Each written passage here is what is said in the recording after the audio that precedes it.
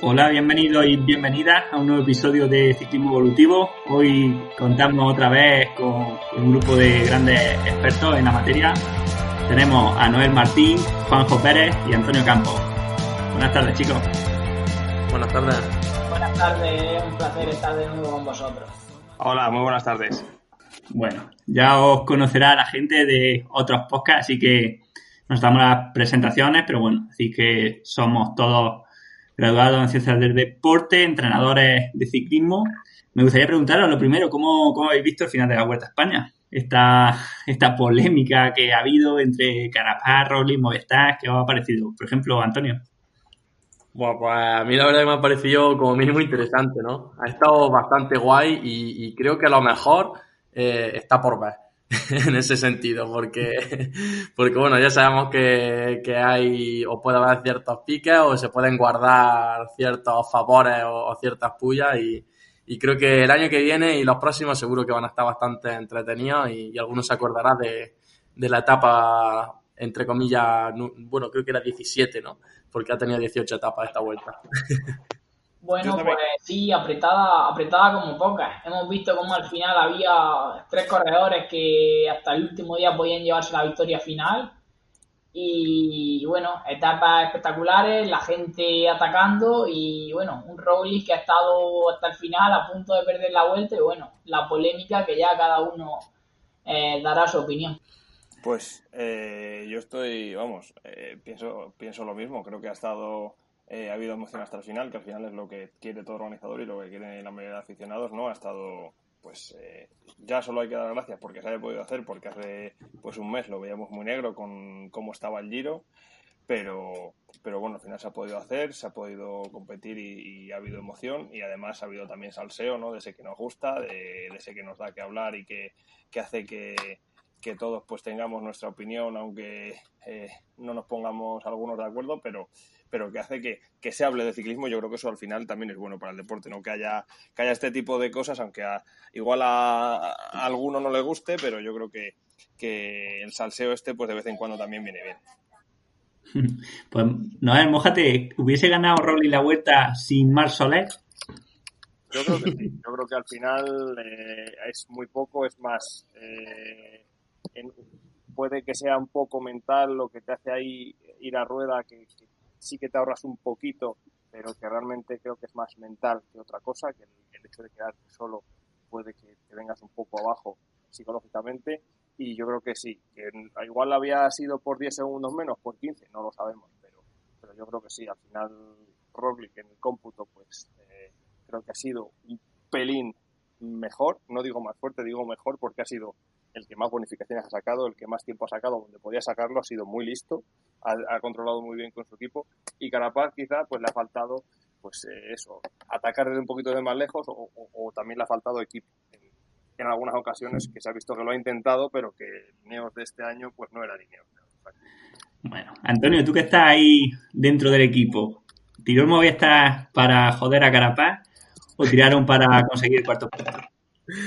Bueno, no lo sé. A ver, yo lo que pienso, mi punto de vista es hombre, yo creo que son conscientes. No sé si lo hizo por el cuarto puesto o no, pero yo sé que son conscientes de, hombre, tú en todo momento sabes quién va a rueda. Y en ese momento se está tirando Soler y Henry Mas va detrás y justo detrás va Roglic. Yo creo que eres consciente perfectamente de que ya va Roglic a rueda. Y de hecho pegaba el viento, parece que un poco de lado y tal, y le dejaban un poquito de hueco.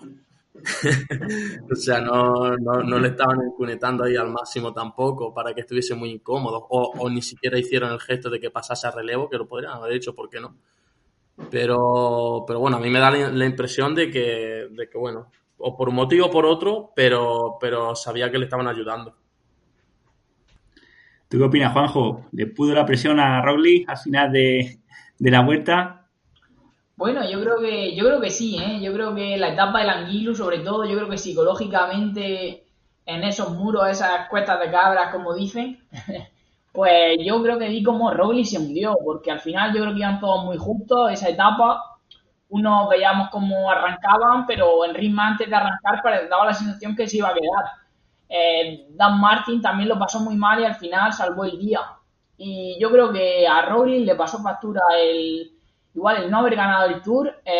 Vimos cómo se vino abajo, que Sescus tenía que ir esperándolo y yo creo que eso al final es la presión, que te ves ganador y ese día falló. Y luego el último día, pues bueno, no estuvo, salvó el día, como habéis dicho. No sabemos si gracias a Movistar o no, yo creo que tampoco, que habría ganado igual.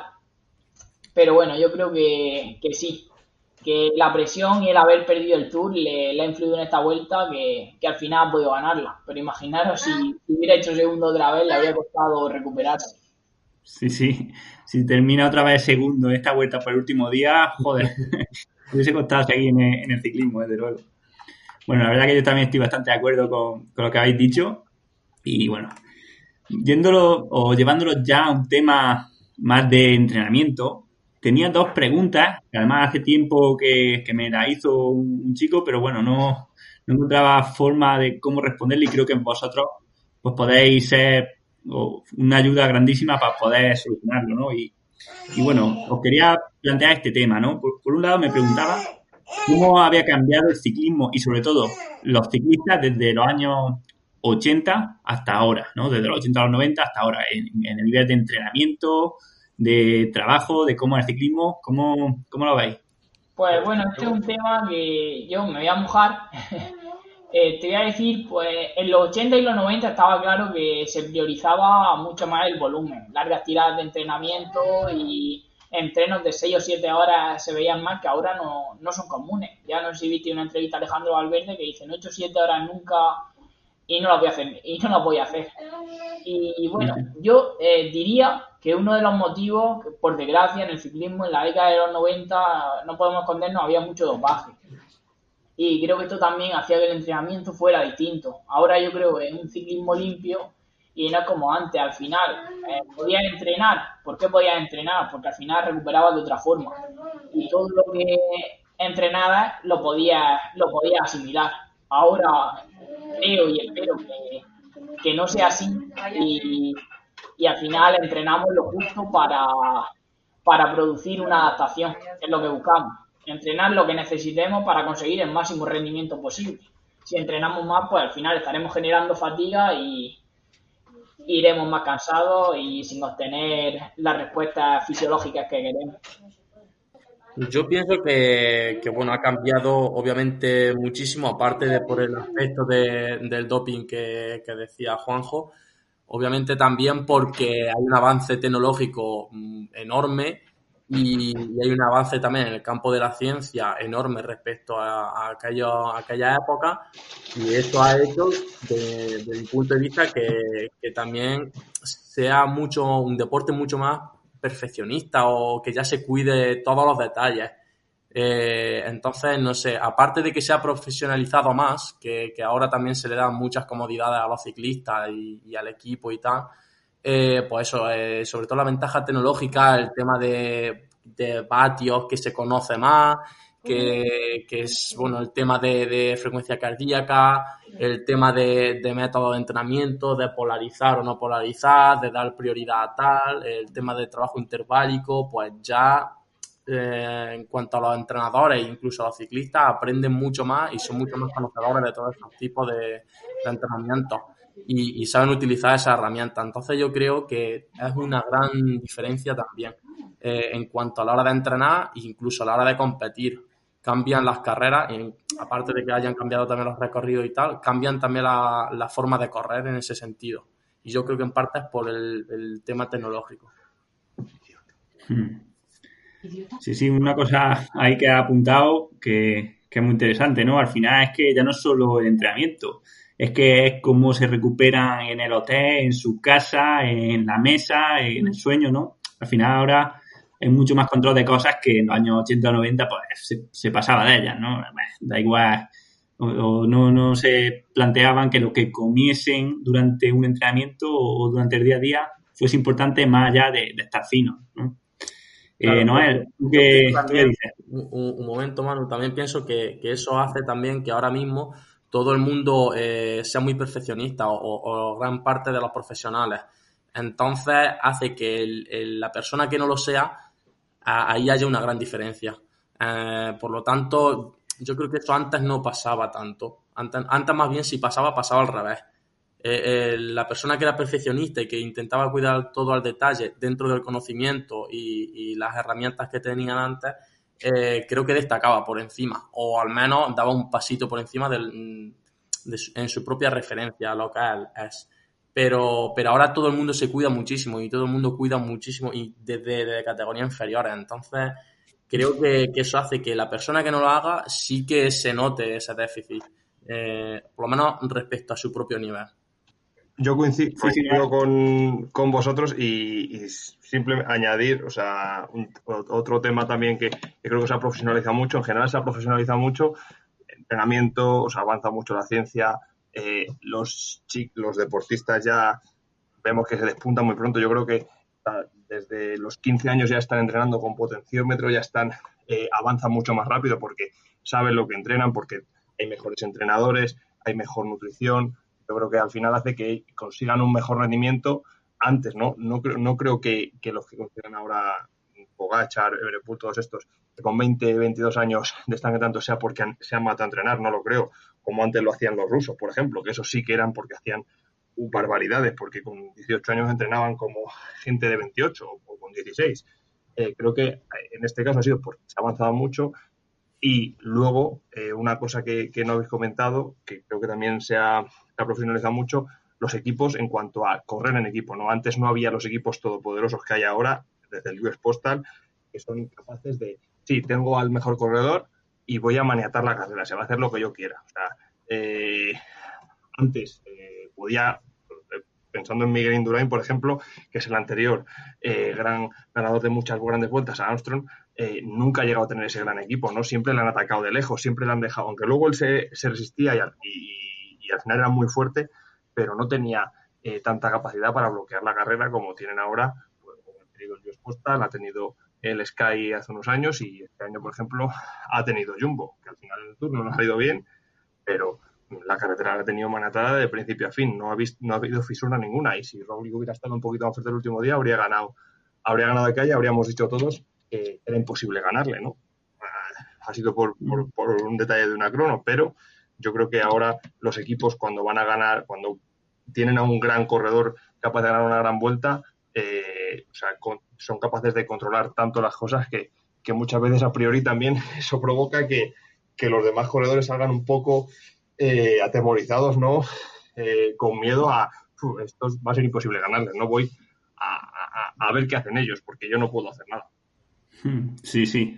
Ahí se ha profesionalizado muchísimo y al final bloquea la competición. Y a nivel de, además, lo apuntaba antes Juanjo, ¿no? Pero a nivel de entrenamiento, lo que es puramente entrenamiento, ¿cómo veis que ha cambiado el panorama desde los años 80 hasta aquí? Aparte de entrenar menos horas en general.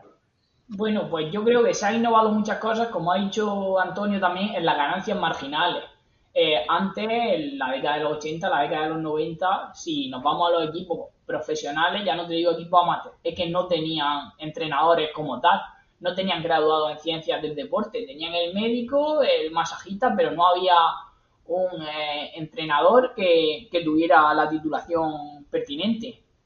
Y eso ha cambiado y ahora creo que se entrena desde un punto de vista más científico, ¿no? El entrenamiento de fuerza, por ejemplo, que está demostrado que puede mejorar el rendimiento, pues se ha llevado a cabo. Las ganancias, pues, como hemos dicho, marginales de entrenamiento inspiratorio, todo al más mínimo detalle. El entrenamiento, como hemos dicho, también polarizado.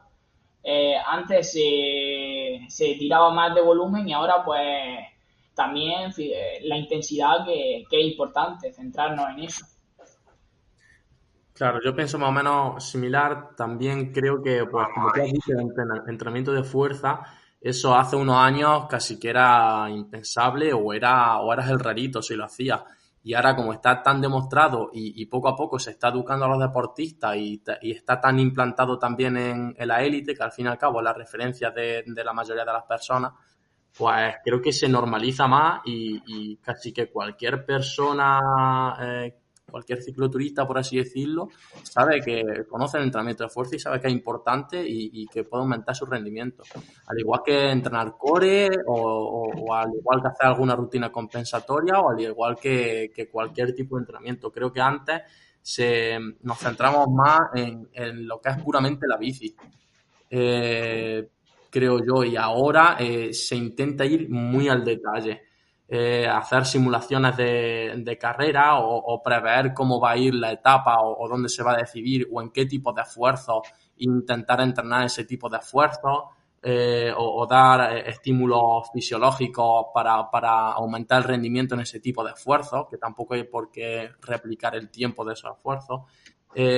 No sé, yo creo que ahora se entrena de una forma, como te ha dicho Juanjo, bastante más científica, simplemente por el conocimiento que hay ahora respecto a antes. Y es como tú has dicho también, antes lo llevaba mucho el tema de los médicos. Y claro, no tiene nada que ver ahora. Ahora se cuidan los aspectos aerodinámicos, se sabe que es algo súper básico y súper fundamental. Antes el que lo hacía era como también el raro y era como muy, muy llamativo, ¿no? Cualquier cambio o cualquier cosa distinta que hacía respecto a los demás. No sé, ahora creo que el tema de la tecnología y el tema del avance en el campo científico y en el conocimiento hace que se vaya no solo a la bici, sino a cuidar todos los detalles que puedan suponer o que tengan efecto cuando tú estás montado encima del sillín.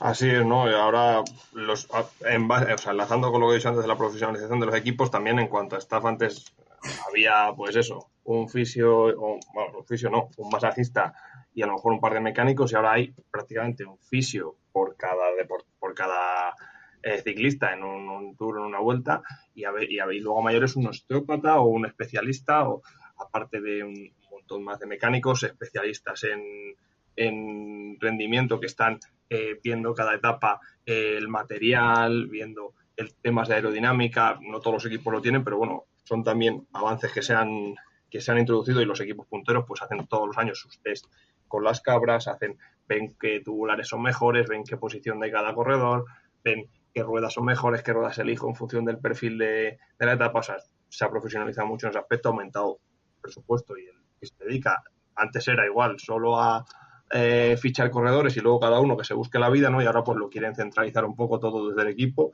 en cuanto a preparación, material y demás, y bueno, eso al final también se nota, ¿no? El tema del Big Data, que bien sabéis que ahora mismo hay equipos que tienen su propio software que analizan luego un montón de cosas que no sabemos realmente hasta qué punto luego puede ser útil o no, pero desde luego hay gente que vive de eso, de analizar datos y datos, ¿no? Y te dicen si en esta etapa concreta creen que vas a poder hacer esto o no, según lo que has hecho en el año pasado o en etapas anteriores, o según cómo llegas en ese momento con unas variables a esa etapa de la vuelta o del Tour. Y al final pues es tanta información que evidentemente el deportista debe estar ajeno a todo esto porque no se volvería loco, pero hay mucha gente en los equipos que analiza todo esto y que realmente pues no nos hacemos, bueno, a lo mejor nosotros un poco sí, pero el aficionado a pie no se hace idea del trabajo que hay detrás de muchos equipos en la sombra, ¿no? Y temas, como bien habéis dicho también, el trabajo de fuerza es uno de los grandes estigmas que tenían los ciclistas, ¿no? Yo siempre me quedo con una frase que me dijeron hace 10 años, que había ciclistas que entraban al gimnasio y solo con entrar, según entraban por la puerta, ya habían cogido 2 kilos, ¿no? Ya se habían hinchado. Decían que el gimnasio te hacía coger kilos, te hacía hincharte, y luego no ibas bien en bici, ¿no? Al final, si lo haces bien, no tienes por qué coger kilos, no tienes por qué coger peso, no tienes por qué subir peor, que era uno de los grandes mitos, y yo creo que hoy en día todos los ciclistas profesionales, o el 99%, trabajan a la fuerza, lo hacen bien, con expertos, con profesionales que saben lo que hacen, y eso se nota también en el rendimiento, y que realmente pues se puedan mejorar ahora datos de su vida, por ejemplo, de hace 15 o 20 años, cuando sabíamos lo que había hace 15 o 20 años.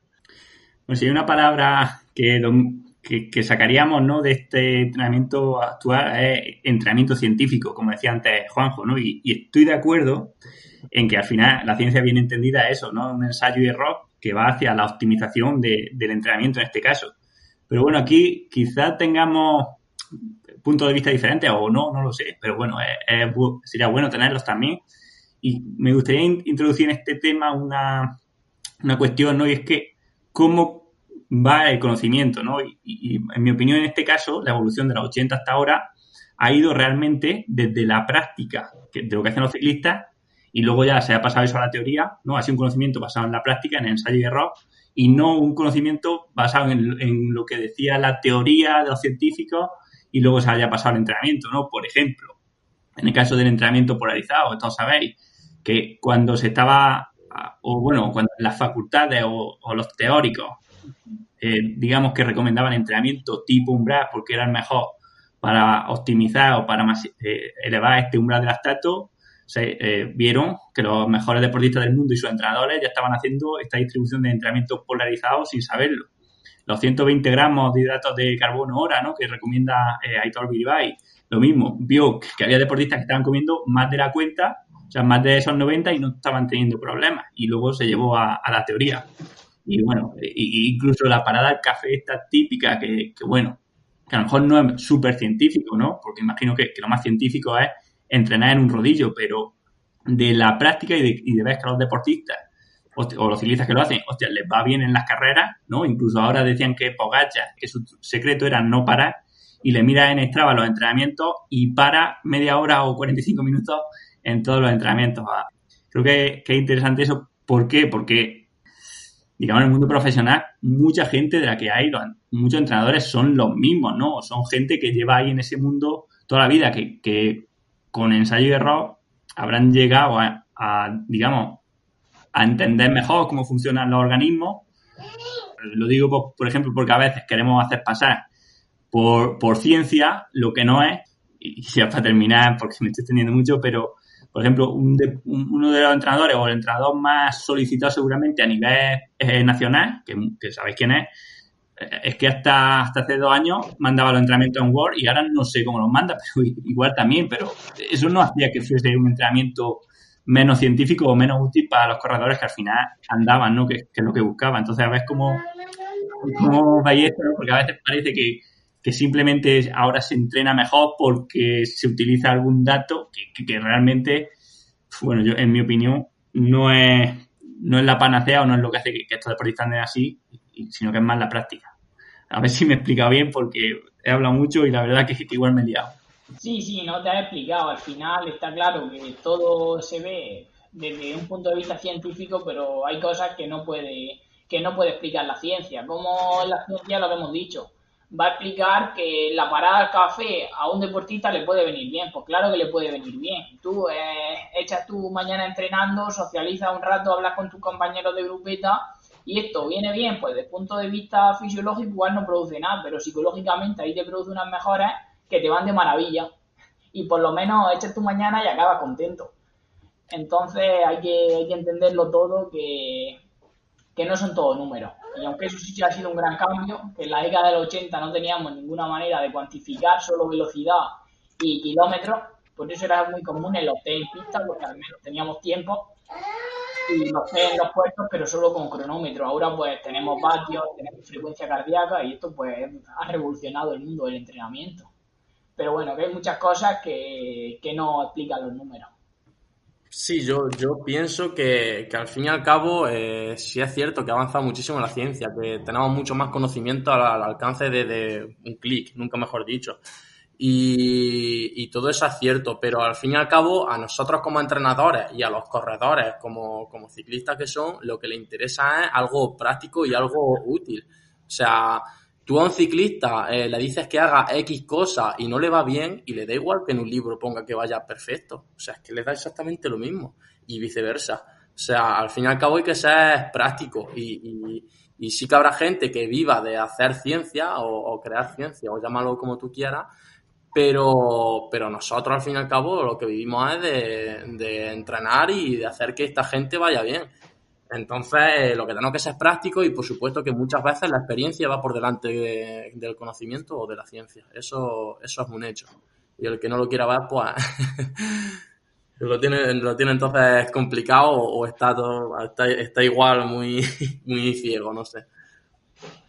Yo creo que así es. Y concretando sobre la parada del café, que es un tema que yo he cambiado, el que me conozca lo sabe, ¿no? Porque antes era de los talibanes que no quería parar nunca, porque me basaba, vamos, cuando empecé yo un poco a estudiar y a profundizar sobre, pues esos temas de entrenamiento, fisiología y demás, yo me di cuenta de que, digo, pues sí, parar al café al final es dividir el entrenamiento en dos, ¿no? Y si quieres hacer 4 horas y estás 2 horas y luego paras y lo haces 2 horas, digo, en carrera luego no se para. Al final no estás metiendo el mismo estímulo, no va a ser las segundas 2 horas, no es lo mismo que hacer las 4 porque entonces descansas mucho y el cuerpo se acostumbra y luego en carrera a lo mejor te lo pide, tal y cual. Yo era de los que iba con mi grupeta, llegábamos al café y yo me iba a hacer más y volvía y si no habían terminado me iba a dar otra vuelta y volvía y así podía estar yendo y viniendo por una carretera 40 minutos o 1 hora, ¿no? Luego me di cuenta de que no hay que ser tan talibán en ese sentido y que se puede parar, evidentemente. Hay que saber cuándo y cómo. Si voy a salir a dar un paseo, a soltar piernas, el objetivo del entrenamiento no es muy importante, simplemente, como os digo, pues algo regenerativo, algo suave, o dar sin más un par de horas, puedes parar 30, 40, a veces incluso estás 1 hora, no pasa nada ese día. El objetivo del entrenamiento no es generar estrés, es quitarte estrés, es salir de ese entrenamiento más recuperado, que no te suponga cansancio, que llegues a casa contento, que llegues a casa mejor de lo que has salido. En cambio, si te vas un día a hacer unas series y aparte llegas al café que igual ni te ha dado tiempo a realizarlas antes de la parada, por lo que sea, por el recorrido, por la climatología, por lo que sea, pues a lo mejor tienes que tratar de parar lo mínimo posible, pues llegar, tomarte un café y a los 15 minutos, oye, venga, que tengo que hacer esto, porque al final es el trabajo marcado del día, pero no te quita no parar. A lo que voy, hay que buscar un equilibrio y veces que hay que parar un poco menos y veces que a lo mejor te puedes estar ahí toda la mañana. Sí, yo creo que va por gusto. Permíteme, Manu. Yo creo que va por gusto. Ya voy a dar mi, mi experiencia o mi opinión personal. Yo, por ejemplo, no soy de parar al tomar el café y no porque me agrade o desagrade o porque esté enfocado en entrenar a X cosas, sino simplemente porque no he salido demasiado en grupeta durante los últimos años, aunque sea cierto que cada vez lo hago más. Y por lo tanto, pues no he tenido nunca esa costumbre, entonces no, digamos que no lo necesito. Pero en cambio sí que soy mucho de, fíjate la tontería, de parar a echar fotos. No sé, me gusta mucho el tema, disfruto mucho de los paisajes, me gusta mucho la naturaleza y todo esto. Y si es verdad que a lo mejor yo voy en una subida y aunque vaya a mitad de subida, si veo no sé, algún paisaje guay, me paro y echo una foto o la echo en marcha o ya como yo vea. Pero sí que eso me gusta mucho y no me quema pararme 1 minuto o pararme 5 minutos, no me pasa nada por echar una foto. O si voy con alguien, no me importa, y Juanjo lo sabe que hemos salido juntos, no me importa parar a echar un café o a una tostada o lo que haga falta, o a charlar, vaya, me da exactamente igual. Está claro que hay días que tienen unos objetivos y hay días que tienen otros objetivos. Y lo primero, yo creo, seas profesional o no seas profesional, es disfrutar. Sí está claro que si eres profesional ya tienes, entre comillas, una obligación o tienes una presión y tal, porque al fin y al cabo es tu trabajo. Pero creo que el componente de disfrutar tiene que ser imprescindible para el ciclismo porque es un deporte en el que se sufre muchísimo. Y yo a todos los chavales o a todos los ciclistas que entreno, desde el primer día le estoy haciendo énfasis en eso. Que no se fijen tanto en esto, en los números o en tal, y que si se tienen que parar o si a X día tienen que salir con un amigo y no hacen estrictamente lo planeado o cualquier cosa así, adelante. De hecho, hay gente amateur, pero en sub-23 o en junior, que es que están ya quemados por tener que entrenar siempre, o sea, vienen de otros entrenadores, por tener que entrenar siempre de forma tan estructurada durante tantos años. Que un sub-23 igual lleva 4 o 5 años entrenando de forma robótica, entre comillas. Entonces, claro, yo creo que eso es muy triste. O sea, eso creo que como entrenador es no voy a decir una de las peores cosas, pero una cosa muy mala que le estás haciendo a esos chavales y a esas chavalas, porque no sé, o sea, quitarle ese disfrute o no permitírselo tanto como podría ser, no sé. Sí, sí. sean ya profesionales o aumenten su rendimiento X% o no. Al fin y al cabo yo creo que el estar bien de cabeza sí que hace estar motivado y que un día que llueva cojas y salgas a entrenar. Ahora, si ya estás muy quemado, ese día es difícil que salga. Sí, sí, a mí que me comentó justo hace poco un chico que empezó conmigo y me dijo, dice, estaba preparando una prueba para etapas de mountain bike, dice, estaba deseando que llegara la prueba, dice, pero para dejar los entrenamientos y poder salir con gente, porque dice que se tiró 2 meses entrenando solo y que, vamos, y que no le gustaba salir solo, me lo dijo a mí, dice, yo si tengo que salir, dice que veo bien que tenga que salir durante la semana solo, digo, pero por lo menos un día que pueda salir con gente y socializar, que estás con tu trabajo y tienes un rato para salir en la bici y encima todo te supone un sacrificio, es que aparte de que no disfrutes, te va a llevar a que no andes como podrías andar. La regla número 1 para andar yo creo que es disfrutar. Si eso no lo conseguimos, yo creo que como entrenadores hemos fracasado. Al final es curioso cómo ha acabado saliendo el tema, ¿no? De disfrutar del entrenamiento, de las paradas después de esto. Y bueno, también en mi intervención anterior, que a lo mejor no he dejado claro, y esto es lo que quería decir también un poco, es que es evitar que la gente piense, ¿no? A veces los chavales jóvenes, sobre todo, ¿no? Piensan en que mejorar el rendimiento ahora pues, se basa en la complicación, en hacer cosas más difíciles o más exigentes o en, digamos, que bueno, que ellos lo ven más estructuradas, ¿no? O más serias. Y esto no funciona así, no es como la pirámide de nutrición, no fue una mejoría respecto a comer natural, lo que comíamos antiguamente. Simplemente parecía más científica, ¿no? Igual que darle estatina a alguien que tenga un poco de colesterol, parece muy científico, o hacer un análisis a uno que tenga depresión, es muy científico, parece, pero de luego no es nada útil, ¿no?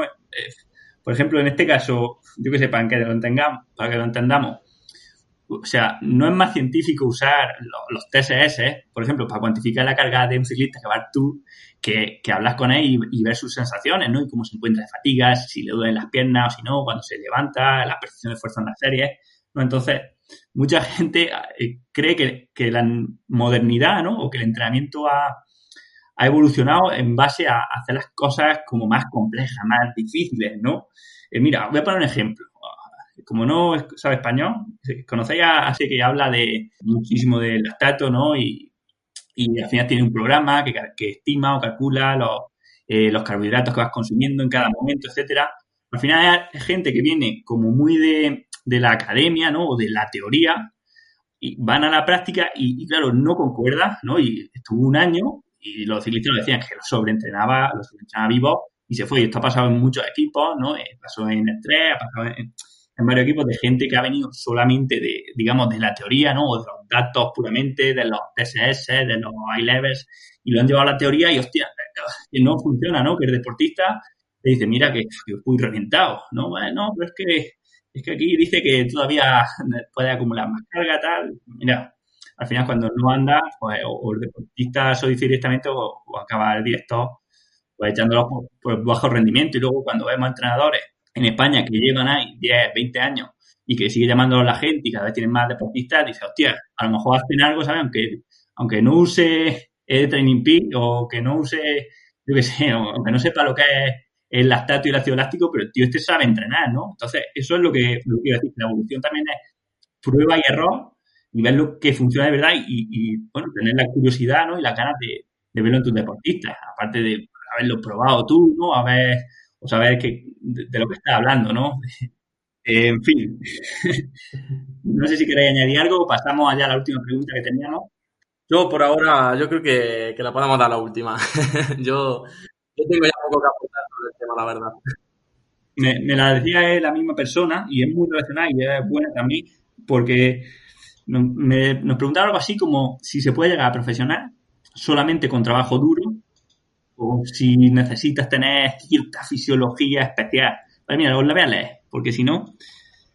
me dice, por otra parte, ¿crees que dichas capacidades fisiológicas, como el V2+, son requisitos imprescindibles para ser profesional? ¿Se pueden paliar carencias en este aspecto con mucho trabajo? Bueno, mi opinión, pues está claro que ambas cosas son necesarias. Está claro, puedes tener un motoraco, como se dice, no me acuerdo ahora mismo el nombre del muchacho, no sé si era noruego, danés, que tiene el VO2 máximo registrado más alto y se dejó la bici en sub-23, que dice que no quería ser ciclista.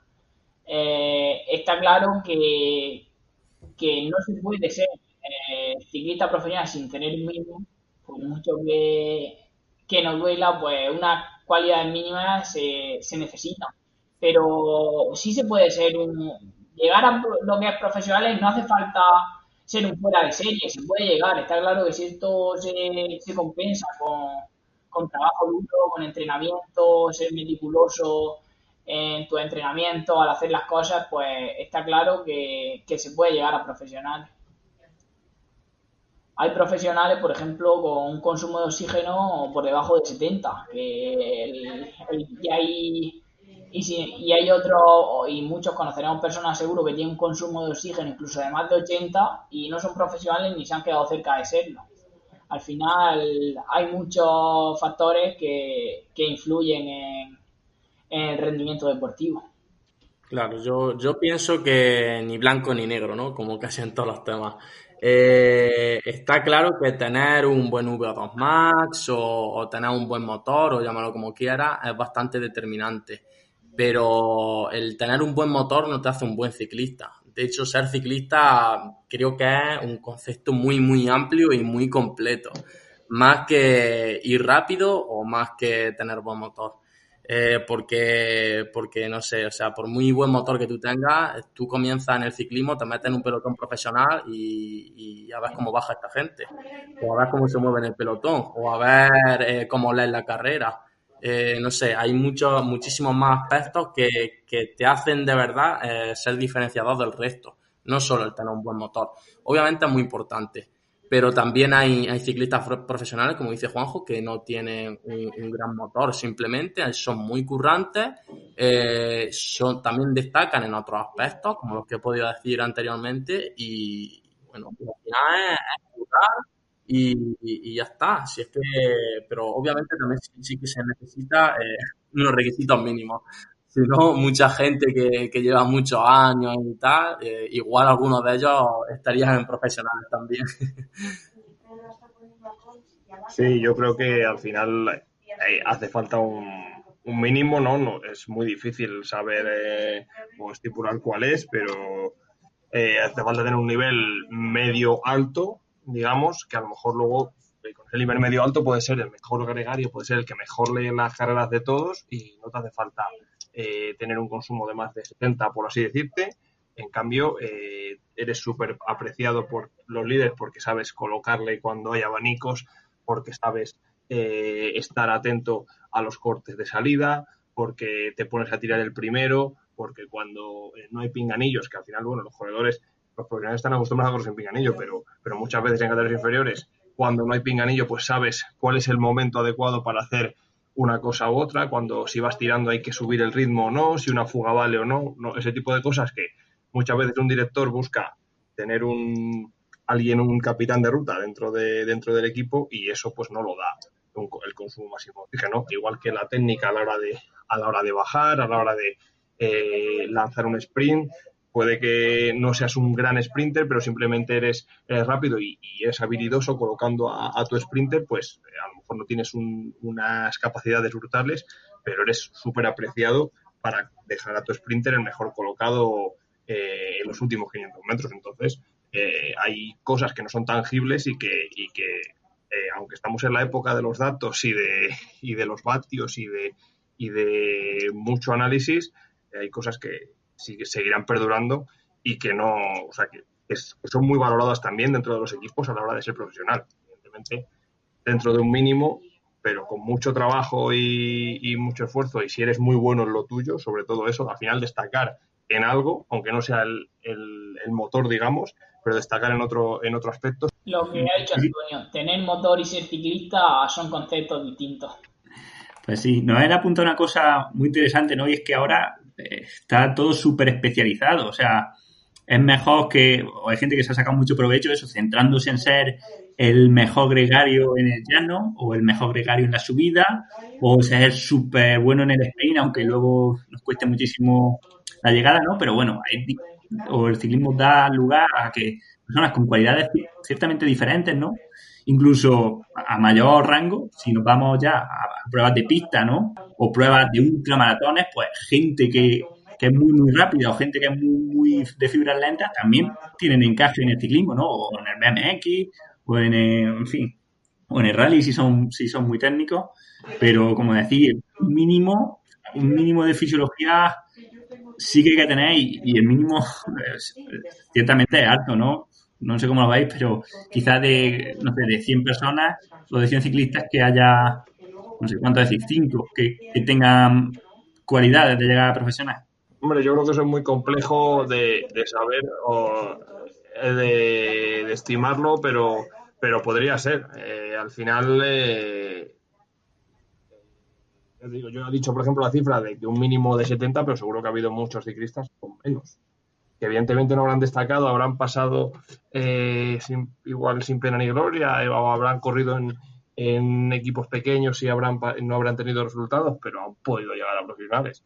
Luego ahí también es estar en el sitio, muchas veces en el sitio adecuado, en el momento adecuado. Si tú llegas y a la vez que igual un Pogačar y le haces ese año, aunque tú no tengas el motor espectacular que tiene él y eres el que menos consumo máximo de oxígeno tiene del equipo, pero trabajas bien para él, él está contento contigo, fuera de carrera se lo pasa de puta madre contigo, que al final lo infravaloramos, pero el corredor muchas veces pues cuando está fuera pues quiere reírse, quiere desconectar, quiere un compañero de habitación o un compañero de equipo con el que se lo pase bien, no alguien que ande mucho y luego sea un soso, o sea alguien que no hable en todo el día, para que me entendáis. O sea, yo creo que en ese aspecto puede que tú con esas cualidades, si has coincidido con él y él luego evidentemente gana carreras y demás y dice, mira, yo quiero a este corredor que venga conmigo, porque aparte de trabajar bien, igual no es el que más anda, pero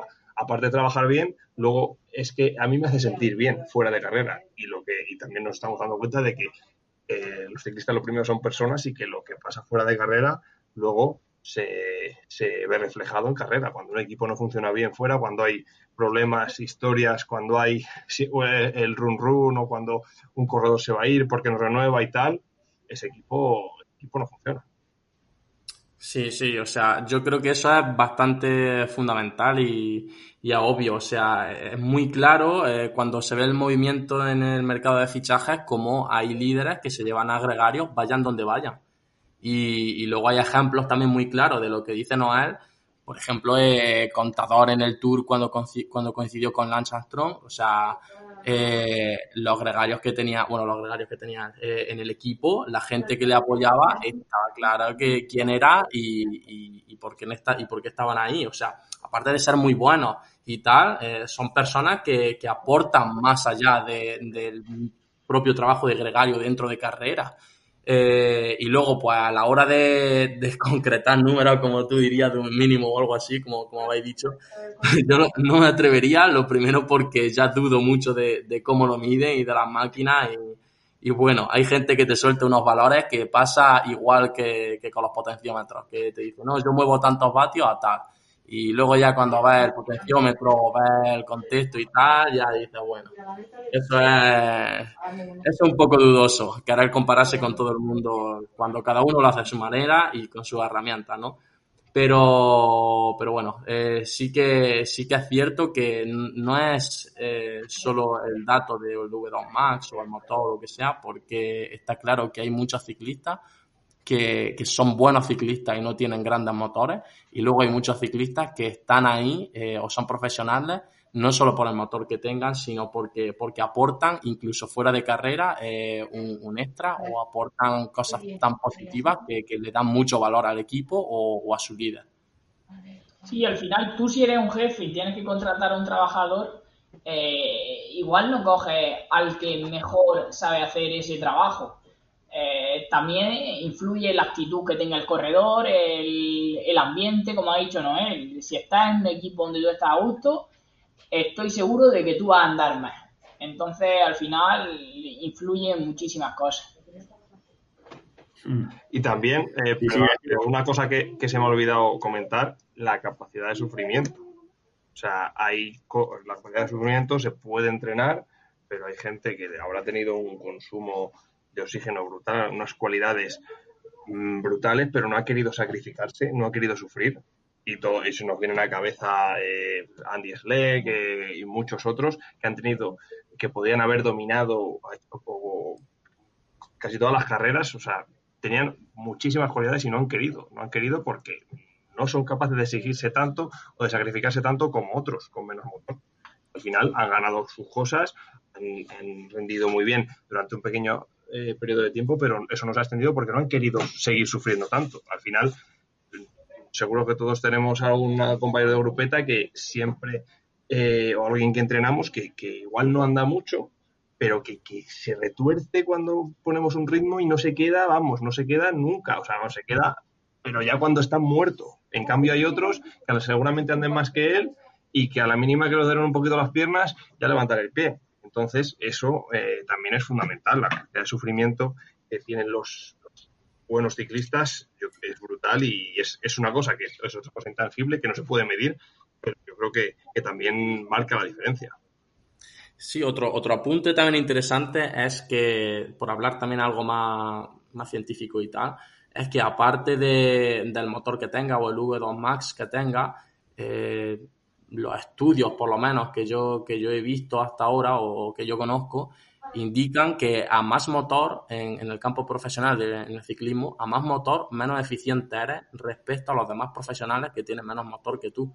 Y eso es algo que también llama bastante la atención, porque tú igual ves el numerito y dices, hostia, ¿cómo tiene que andar? Pero igual, claro, si tú tienes un motor muy grande, pero vas acelerando y frenando, pues igual el que va con la velocidad crucero anda más que tú, aunque tenga menos motor, ¿no? Entonces eso también es interesante y es, digamos, otro aspecto que debería de hacer también que se abra un poco más la mente y que no solo son el motor que tenga o tal, sino que es muy, muy complejo, un sistema muy complejo al fin y al cabo para determinar quién vale y quién no vale o quién puede aportar más y quién puede aportar menos al equipo o a su líder o como a él mismo a la carrera. Sí, también yo por aportar algo, en las cualidades que he visto así en la gente que más me ha impresionado o que he pensado, joder, qué cabeza tiene, qué mentalidad, va a ser alguien importante, gente con mucha autoconfianza y con mucha resiliencia, con mucha constancia, ¿no? Que tienen un golpe y se levantan más fuertes porque tienen tanta confianza o tanto amor propio que dicen, pues os vais a enterar, ¿no? O la culpa no ha sido mía y ha sido de otra, o ha sido de las circunstancias, ¿no? Pero ese querer seguir adelante, ¿no? Me viene a la mente Valverde, ¿no? Todos sabéis, pues, bueno, la caída que tuvo en el Tour, por ejemplo, o Van Aert, pero bueno, de esta gente que es que les das con un mazo y claro, le hace daño, pero se levantan otra vez, ¿no? Tiene una caída y se levantan, tiene una desilusión y ahí los tiene otra vez, ¿no? Y eso es importantísimo porque es que quien llega a profesional sin haber tenido, yo que sé, una temporada de lesión o un bajón de rendimiento o que lo echen de un equipo o una pelea con una otra persona, ¿no? Al final, la gente que llega viene después de eso, ¿no? Y mucha gente que también es buena lo deja. A la primera que le pasa eso o a la segunda, lo deja. O sea, yo he tenido deportistas con mucho nivel que por caerse 2 veces ya lo han dejado por caerse 2 veces seguidas en una temporada. Pues al final son cosas que van sumando, ¿no? Y lo complicado de esto es que habéis dicho un montón de cosas y creo que hay que tenerlas todas, o sea, suerte, resiliencia, constancia, motor, economía de pedaleo y aún así no te garantiza que vayas a ser profesional. Y muchas veces si te falla alguna, no es suficiente porque puedes tener motor y no tener actitud. Puedes tener actitud pero no tener motor. Al final todo es importante y tenemos que el cúmulo, juntarlo todo para que sume. Sí, aunque la verdad, yendo a la pregunta de esta persona, yo creo que él iba, ¿no? Por el tema de yo puedo ser profesional si me esfuerzo lo suficiente, ¿no? Y ahí sí, ¿no? Tenemos que decirle que, a ver, depende, ¿no? Depende de su edad y de sus condiciones. No todo el mundo puede, ¿no? Exacto, yo opinaría lo mismo. El mínimo, pues claro, es que eso es demasiado complejo e incluso se va moviendo con el paso de los años, pero sí que se necesita un mínimo. Eso está claro, porque al fin y al cabo el ciclismo es un deporte que tiene un gran componente de rendimiento puramente físico. Cosa que, por ejemplo, en fútbol o en otros deportes más de equipo no es tan determinante. O al menos se cambian las tornas en cuanto al rendimiento y al componente táctico y técnico. Así que yo creo que se necesita un mínimo y que es muy difícil de determinar, pero que no todo el mundo podría ser ciclista profesional, creo yo. Está claro que fácil no es, si no todo el mundo lo sería. Así es, hace falta muchas cosas y por terminar hace falta muchas cosas y bueno, la pregunta, la respuesta depende. Yo creo que hemos dado muchos factores, muchos matices, pero desde luego que si quiere intentarlo, que lo intente. Que no va a ser fácil, pero bueno, si es su sueño y tiene un mínimo de cualidades que no las sabemos, pues que trabaje y que se esfuerce. Pues sí, incluso la suerte, ¿no? Y tú lo sabes bien, Noel, que tú con un poco más de suerte hubieses estado varios años de pro. Pues bueno, nunca lo sabremos, ¿no? Al final me tocó una mala época, la época de los puntos. Al final ahí, pues, los gregarios, a muchos como yo y muchos que andaban mucho más que yo, o sea, hay que decirlo, yo era de los que menos andaba, de los que se quedaron sin equipo y siempre me viene ¿no? El ejemplo de mi amigo y compañero Óscar Puyol, ¿no? Que pasó de estar en el Cervelo, corriendo la Vuelta a España, siendo el mejor gregario de Sastre y de Tondo en la montaña, haciendo etapas espectaculares, estando en Dauphiné escapado en la etapa de Alpe d'Huez, que le cogieron en la última subida y haciendo muy buenas carreras cuando se lo pedían, a tener un mal año con enfermedades y demás y truncarse su carrera, ya no volver a un equipo profesional de alto nivel, ¿no? Ya, pues si tenéis que irse a Japón y demás. Te quiero decir que yo tuve mala suerte, pero que ha habido muchos corredores que, por desgracia, se vieron en ese brete de no tengo puntos, no confían en mí. Yo creo que lo de los puntos fue una cacicada en aquel momento, porque los gregarios se quedaron con el culo al aire. Pero bueno, al final es, resumiendo, sí hace falta un poquito de suerte y también lo he dicho antes, estar en el momento adecuado, en el sitio adecuado, ¿no? Que alguien te dé la oportunidad y que tú pues puedas demostrar que vales o que puedes ayudar al equipo en algo, ¿no? No querer quizás ser regular en todo o medianamente bueno en todo, sino pues oye, si no puedo ganar carreras, pues voy a ayudar a alguien a ganar.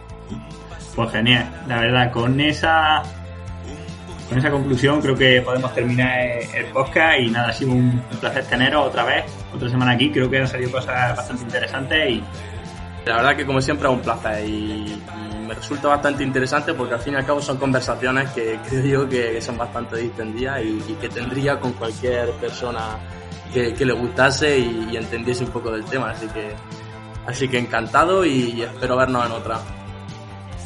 Nada, sí, al final siempre se nos alargan los podcasts, eso es porque sacamos temas interesantes y nos lo pasamos bien mientras estamos aquí, así que nada, espero que a vosotros sea menos haberlo escuchado y gracias por invitarnos otra vez. Para mí también ha sido otra vez un placer y espero que pronto nos vamos a juntar.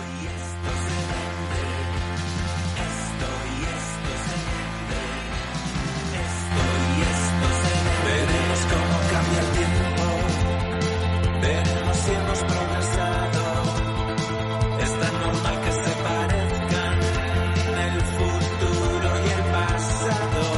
Y esto te vence a ti, a mí, a cualquiera. En mi pequeño palacio, al borde de la idea.